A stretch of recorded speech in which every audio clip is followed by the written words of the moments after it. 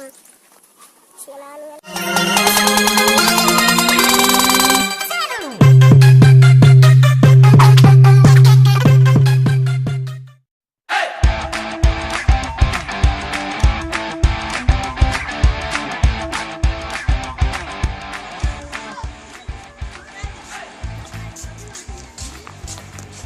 Yan mga sir, kahapon dumating na yung order ko na propeller galing sa Shopee. Tapos pinesplay ko siya kahapon. Ayun, nag-crash siya. Kasi hindi masyado nailapat yung propeller sa motor. Nakaangat lang siya, nakaangat. Ito makikita niyo yung picture. Yan. Ngayon, dahil sa kabubuan ko, dapat pala sagad yung propeller sa motor, ganyan, para maayos yung lipad ng drone. Ito na yung setup kong drone ngayon. Nasa 1.2 kilo yung bigat niya. Sa ngayon wala pa yung board ng gimbal. In-order ko pa lang yun sa Shopee, parating pa lang, siguro next week na yung dating. Yung battery niya, ayun, 3 yung battery niya. Ang ginawa ko dyan sa 3 battery na yan, parallel. Naka-parallel na yan.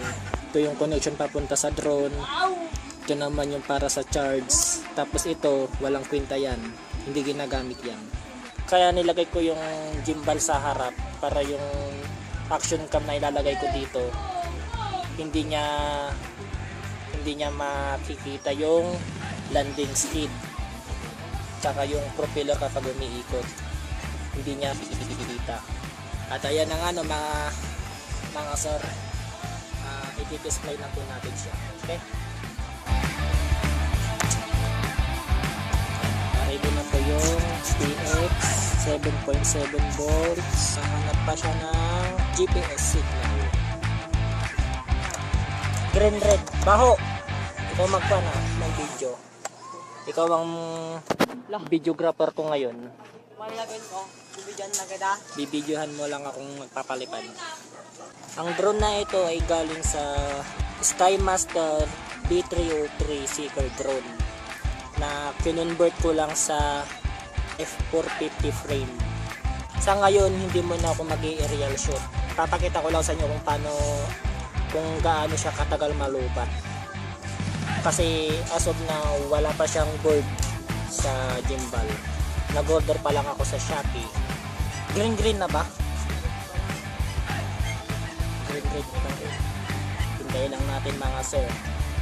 Medyo matagal ito. Mga 2 minutes siguro bago siya mag-green. Ang bigat ng drone na ito ay nasa 1.2 kilo. 1.2 kilo. Green pa rin. Nasa katirik-tirikan tayo ng init ng araw. Grabe ang init. Kasi marami nagre-request videohan ko daw. Ito na nga po mga sir, no? Bibidyohin na nga po natin. Yan mga sir, green na po yung ilaw niya. Ibig sabihin yan, pwede na po natin siyang i-take off. Akin mo. Huwag ka magpipindot yan. Dito tayo sa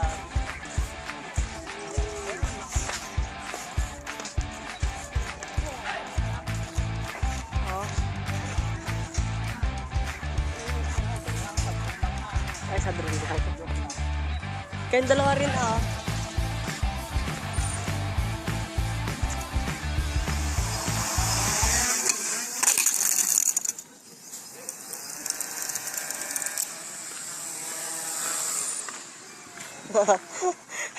yung tumama? Hindi ko lang alam. Siya na ano yan.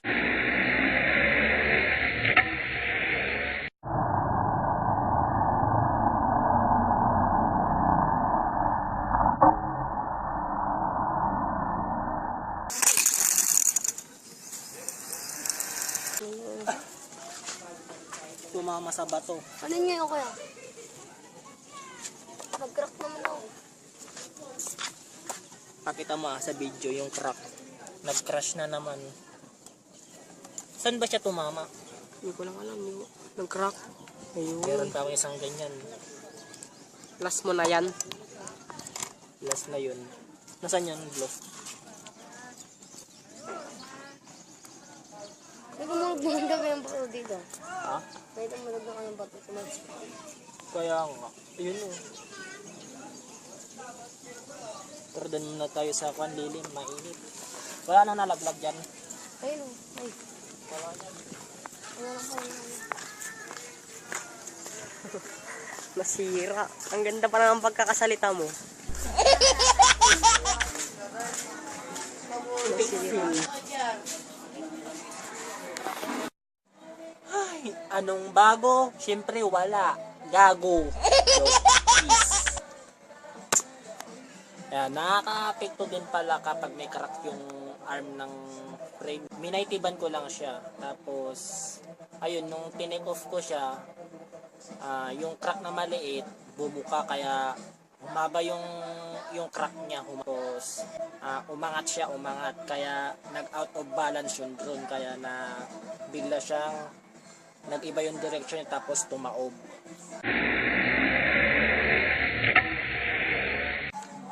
Mapapansin nyo sa drone, ito bumigay na yung frame, humaba yung crack niya. Dati, maliit lang yung crack niya yan, minaitiban ko lang.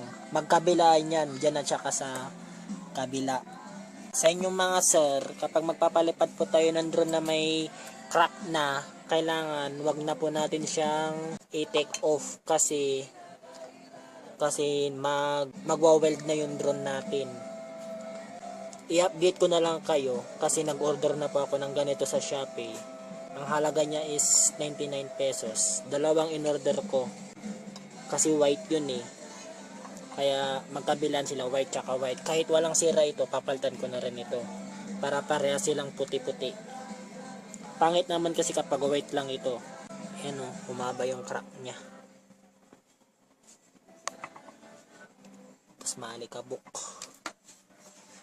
Yan. Nabali pa yung propeller. Sayang pera, wasting money. Pero okay lang yung mga sir. At least sa drone tayo masaya. Malayo tayo sa mga bisyo. Okay?